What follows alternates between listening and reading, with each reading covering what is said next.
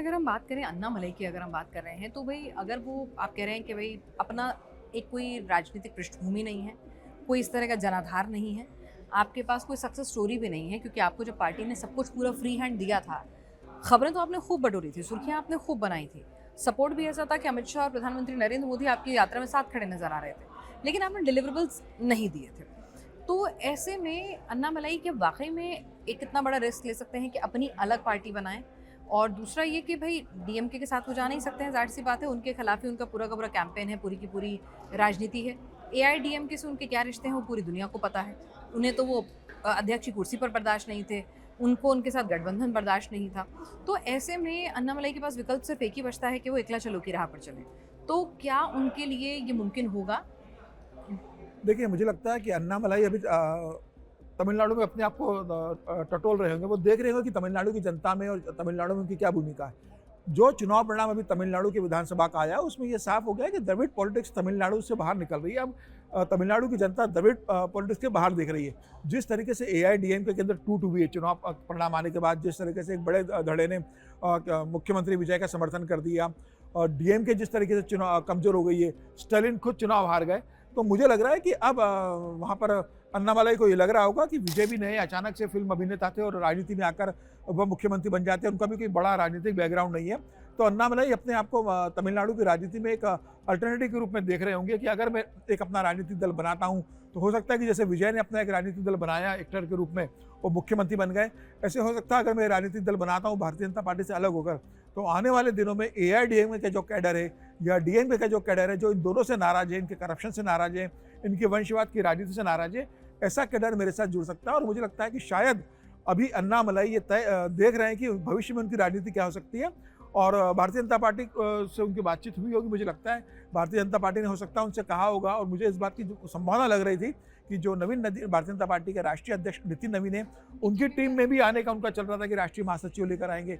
कहा यह भी जा रहा था कि अन्नामलई को शायद राज्यसभा भी भारतीय जनता पार्टी लेकर आ सकती थी। तो मुझे लगता है कि अन्नामलई के पास बहुत ऑप्शन थे, और भारतीय जनता पार्टी इतनी बड़ी पार्टी है कि अन्नामलई के लिए कहीं ना कहीं एडजस्टमेंट और अच्छी पोस्ट मिल जाती। अन्नामलई ये फैसला क्यों ले रहा है, ये अन्नामलई मुझे लगता है समय आने पर इस बात की घोषणा करेंगे, जब वो अलग पार्टी बनाने की घोषणा करेंगे, जब पत्रकार वार्ता लेंगे तो बताएंगे।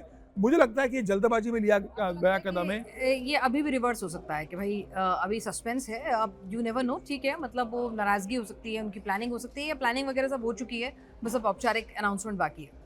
मुझे लगता है कि उन्होंने अपनी पार्टी बनाने का सोचा होगा, और हो सकता है कि अभी वो जन आंदोलन करेंगे, अभी पार्टी तय नहीं करेंगे, अभी जनता के बीच जाएंगे।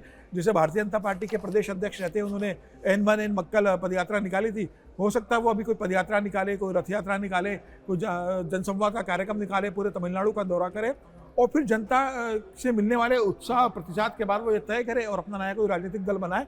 और हो सकता है कि भविष्य में भारतीय जनता पार्टी के साथ वो गठबंधन करें या भारतीय जनता पार्टी में विलय हो। भविष्य की राजनीति अभी कहना बहुत जल्दबाजी होगी, लेकिन मुझे लगता है कि फिलहाल की राजनीति में अन्नामलई अपने आप को तमिलनाडु में वो कहाँ हो सकते हैं। क्या भारतीय जनता पार्टी के साथ रहना चाहेंगे या अपने अलग राजनीतिक बनाएंगे, अभी वो उस दिशा की ओर बढ़ रहे हैं। और हो सकता है कि उनके कुछ छोटे राजनीतिक दलों से बात भी हो, वो गठबंधन में मिलकर आए और वो मिलकर एक नया मोर्चा बनाए। कोई तीसरा मोर्चा भी मुझे लगता है तमिलनाडु की राजनीति में अन्नामलई लेकर आ सकते हैं। जब विजय आ सकते का हैं, द्रविड़ राजनीति जो मतलब दशकों से चली आ रही थी, मतलब लोगों के सामने आता था या तो डीएमके या एआईडीएमके, उनके साथ कोई भी हो सकता था, लेकिन विकल्प जनता के पास मोटे मोटे तौर पर यही रहते थे। तो ऐसे में पत्ती या फिर वो उगता सूरज, वहाँ पे सीधी सी कहानी है, उसके अलावा लोगों को कुछ समझ में नहीं आता है। तो ऐसे में जब विजय भी आ गई है, हाँ, अब तो विसल आ गई है, तो वही मैं कह रही हूँ ना, तो अब एक होप बनी है कि भाई द्रविड़ राजनीति से इतर भी आप कुछ कर सकते हैं। तो अन्नामलई को भी उसमें एक वैक्यूम, एक स्कोप दिख रहा है कि भाई नेचुरल चॉइस जो है वो डीएमके और एआईडीएमके नहीं है, और इसमें अलग रख के ही ज़्यादा फायदा है।